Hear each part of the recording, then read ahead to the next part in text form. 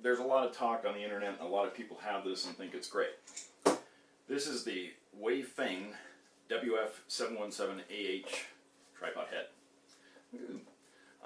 A lot of people think this is great. I know Personal View has some deals on it. It's $60, $80, something like that. I don't think this is great.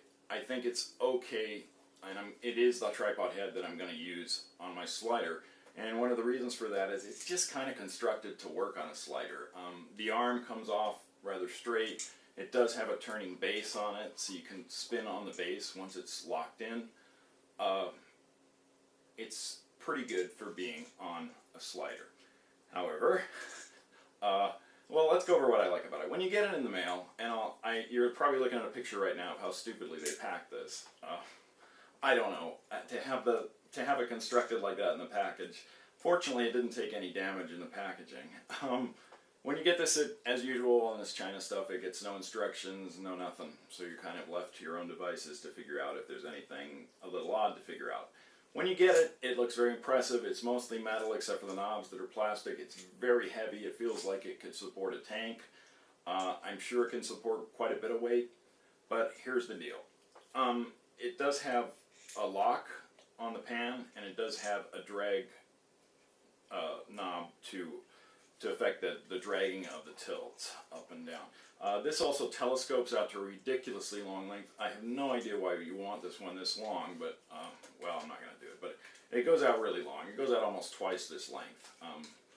That just seems silly to me. I don't know why you would want a tripod panning handle to be that long. Okay, but what I don't like about this is a very hard tripod. It is not at all smooth in its movement. It's extremely hard to move, even when everything is loosened up.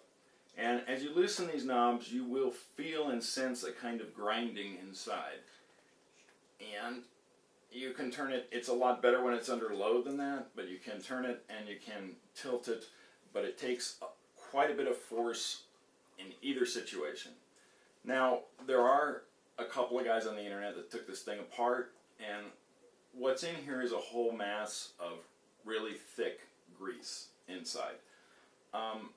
And the guy who did that, he concluded that the grease was in there to make it seem smoother than it actually was, which is the reason why it's so sticky in the movement, because inside it's not machined together very well. It's kind of a rough movement. I actually believe that now that I have this here.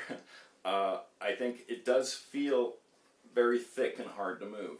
And when you do move some of these knobs, you will hear these weird crunching sounds inside sometimes.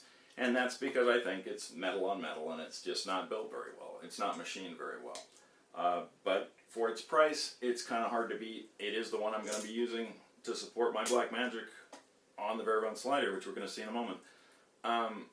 You know, just be aware you get what you pay for. This is probably a very good under $100 tripod head.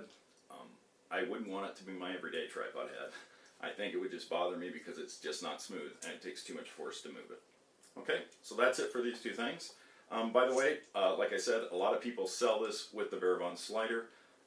It also, if it has 717AH after it, it is this tripod head. There's like 12 different brand names. I guess they tear this off and put on their own brand name and think they've deceived you or something. So if it has a 717AH, it is this tripod head. It's under at least 4 names that I've found. So be aware of that. Okay, let's move on to the slider.